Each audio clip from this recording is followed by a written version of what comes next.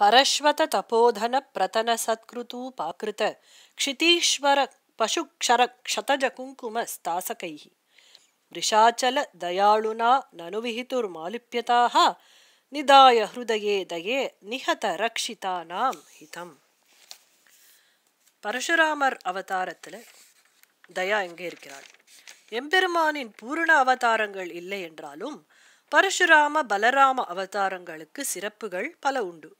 பிருகுமுனி வம்சத்தில் ஜமதக்னி புதல்வராக எம்பெருமானின் ஆவேச அவதாரமாக பரசுராமர் வந்தார்.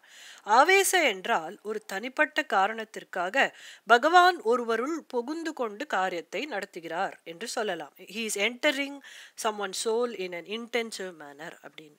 இவர் கோபம், பகவானோட ரௌத்ரம் முழுக்கவும் ஒரு அவதாரம் எடுத்துன்னு வந்தா அதை பரசுராம அவதாரம் அப்படின்னு சொல்லலாம். தபோதனம் மிக்க முனிகுமாரனான பரசுராமரை அநீதி செய்து வந்த க்ஷத்ரிய குலங்களை அழிக்க ஒரு ஹேத்து, ஒரு எக்ஸ்கியூஸாக பயன்படுத்தி கொண்டார் பகவான். பரசுராமரின் தந்தை ஜமதக்னி முனிவர் கார்த்தவீர்யார்ஜுனனின் புதல்வர்களால் கொல்லப்படுகிறார்.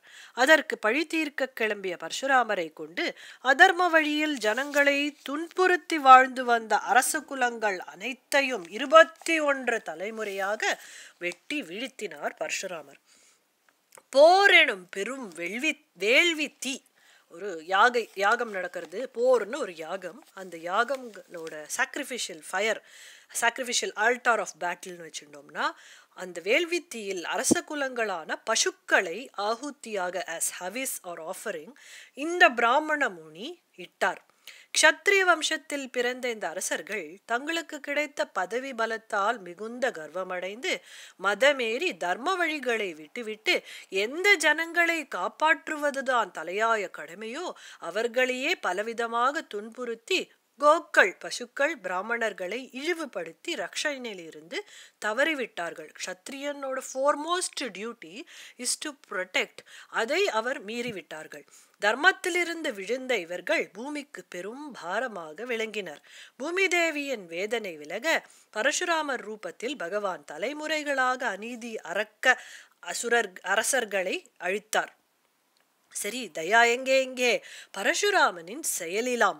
கூரான மழுவினால் ரத்தாறு ஓட வைத்த கொடூர செயலில் தயாவா?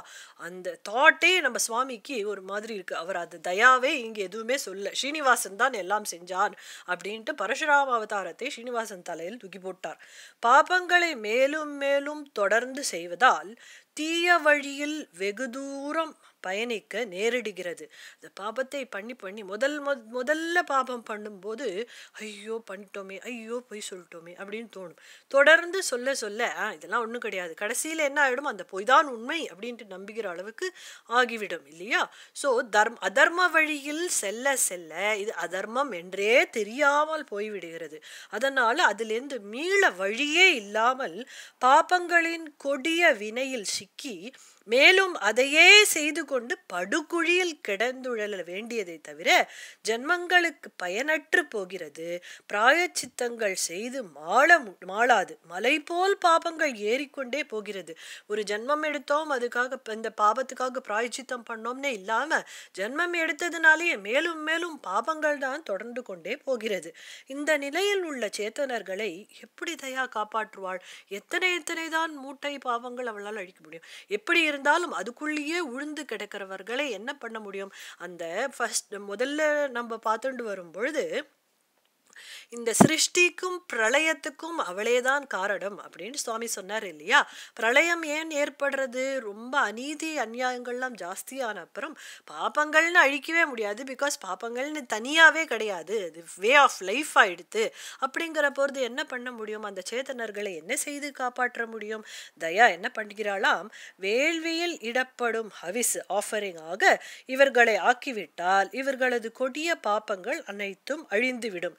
இனிமேல் வரும் பிறவிகளில் அந்த பாவவினை இல்லாமல் நல்லறிவு வழங்கி காப்பாற்றி விடலாம் அப்படின்னு ஹிதமான பெனிஃபிஷியலா இருக்கக்கூடிய எண்ணத்துல பரசுராமரின் மழு, அந்த ஆக்ஸ்னால, பகவானின் கைகளால் இந்த பாப்ப பிறவியை நீக்கி நல்லவையை அருள்கின்றாள் தயா. எம்பெருமானின் கரஸ்பர்ஷத்தால் ரத்தம் புனிதமடைகிறது.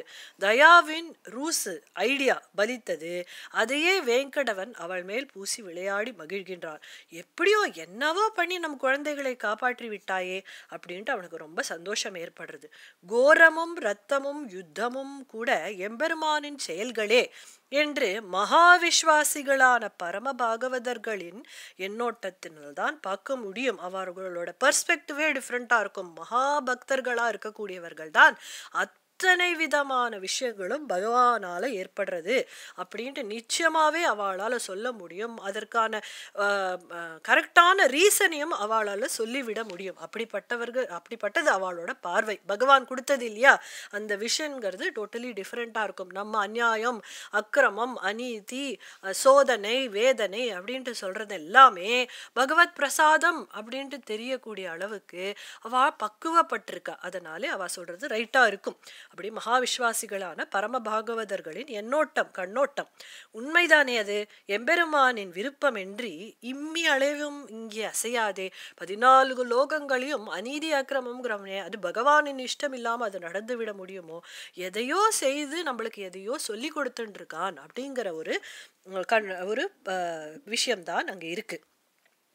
ராஜபிர் திருததண்டாஸ்து கிருத்வா பாபானி மானவாக நிர்மலா ஸ்வர்கமாயாந்தி சந்த சுக்ருதினோயதா. இது வால்மீகி ராமாயணத்துல சொல்றார். ராமரே சொல்றார் இது. இந்த those persons who have committed heinous crimes, they get punished by kings and become pure and attain swarga. ராஜதண்டனை பெற்ற இந்த பாபிகள் என்ன ஆயிடுறா, அந்த பாப்பம் போயிடுறது. தர்மத்தினாலே அவ கட்டுப்பட்டதுனாலே, அந்த தண்டனை பெற்றுவிட்டதுனால அவ பாப்பங்கள் அழிஞ்சு விடுகிறது, அவளுக்கு ஸ்வர்க்கம் கிடைக்கிறதுன்னு ராமபிரான் சொல்றார் ராமாயணத்துல. அதே போலதான் பரசுராமரோட ஆக்ஸ்னால வீழ்த்தப்பட்ட 21 தலைமுறை 21 generations of kings have been relieved of their sins and have attained ஸ்வர்கலோகம். ஆதலால் உண்மையில் பரசுராமர் கையால் முக்தி அடைந்தனர் அந்த க்ஷத்ரிய அரசர்கள். நிஹத ரக்ஷிதானாம் ஹிதம் அப்படின்னு சொல்றார். It's the welfare attained by those who are protected by being killed. There is no way else to save them. அவ்வளவுதான் விஷயம். அவ அவ்வளவு பாப்பங்கள் பண்ணியிருக்கா, திருப்பி அதுலயே விழுந்துட்டு இருக்கா. இப்ப கிருஷ்ணாவதாரத்தும் போது கோகுலத்துக்கு ஒன் வே ரூட்டா அவ்வளவு அசுரர்கள் வந்தாளே. பகாசுரன், நகாசுரன், பூத்தனான் அத்தனை பேரும் ஒன்னொன்னா வந்தாளே. புல்லுல பாம்பா, காளையா, குதிரையா எல்லாருமே வந்தாளே. ஏன் அப்படி வந்தா? வந்து விட்டில் பூச்சி மாதிரி ஏன் கிருஷ்ணர் காலடியில போய் விழுந்தா அப்படின்னா, கிருஷ்ணர் பிறந்ததே இந்த அசுரர்கள்லாம் அழிக்கிறதுக்கு தான். ஜென்ம ஜென்மாந்திரமா கொடிய செயல்கள் எல்லாம் புரிஞ்சிருக்கா. அவர் கிருஷ்ணராலே அவ அடிபட்டு அவ கை இறந்து போய் விழறதுனால, கடைசியா அவ கிருஷ்ணர் பகவானையே பார்த்துட்டு போறதுனால பகவான் அவர்களுக்கு மோட்சமே கொடுத்துட்டார். அதுதானே கிருஷ்ணாவதாரத்தின் மகிமையே. தன்னை எதிர்த்து வந்தவர்களை வீழ்த்தி அவர்களுக்கு மோட்சத்தை அருளினார் நம் பகவான். அப்படின்னா தப்பு செய்யறவர்கள், பாபங்கள் நிறைய கொடிய பண்ணவர்கள், ராவணன் போன்றவர்கள், கும்பகர்ணம் சொல்றான், எனக்கு இது தவிர நான் நிறைய பாபம் பண்ணியாச்சு, எனக்கு இது தவிர வழி கிடையாது. நான் எங்க அண்ணாவுக்கு தட் இஸ் ராவணனுக்கு சமர்ப்பணமாக இந்த உடலை அவன் தான் வளர்த்து விட்டான், அதனால அவனுக்கு கொடுத்துடுறேன். இதனால நான் விடிவடைஞ்சிருவேன், எனக்கு விடிவு காலம் இப்ப பிறந்துரும். நான் பேட்டில் ஃபீல்ட்ல இறந்து போனேன்னா எனக்கு விடிவு காலம் வந்துரும் அப்படின்ட்டு கும்பகர்ணன் சொல்றானே. அதே போலதான் நன்மைக்காகவே இருந்தாலும் மேன்மையான கருணா ரூபிக்கு வன்முறை சாயலை பூச விரும்பவில்லை நம் சுவாமி. தயாக்கு போய் வன்முறை இப்படிலாம் பண்ணி கூட அவ காப்பாத்துவாளா அப்படின்னு அவருக்கு அவ்வளோ விருப்பம் இல்லை நம்ம சுவாமிக்கு. திசை திருப்பி விஷாச்சல தயாளு அப்படின்னு சொல்றார். அவரோட காரியம் இது அப்படின்னு சொல்லிட்டார். இதுவரை எல்லா ஸ்லோகங்கள்லயும் தயாதேவி ஸ்ரீனிவாசனை என்னென்ன செய்கிறார் அப்படின்ட்டு ஒரு குறிப்பிட்டு சொல்லிட்டு வந்த சுவாமி இந்த பரசுராம ஸ்லோகத்துல மட்டும் எம்பெருமான் தயாவை என்ன செய்கின்றான் என்று சொல்லியிருக்கார். திருத்த முடியாதவர்களின் பாப ஜன்மத்தை ஒரு மகா தப்போ ஞானியின் கைகளால் முடித்து புனிதமாக்கி ரக்ஷணை என்னும் வாசனை திரவியம் பொடி கலந்த பூச்சி எடுத்து தயா மேல் தடவி, இது தயாவோட தயா பண்ணிய விஷயம் அப்படின்ட்டு அவ மேல தடவி விளையாடினானாம் ஸ்ரீனிவாசன். பரஸ்வத தபோதன பிரதன சத்க்ரது பாக்ருத ஷிதீஸ்வர பசுக்ஷர க்ஷதஜ குங்கும ஸ்தாசகைஹி விருஷாச்சல தயாளுனா நனுவிஹிதுர் மாலிப்யதாக நிதாய ஹிருதயே தயே நிஹத ரக்ஷிதானாம் ஹிதம்.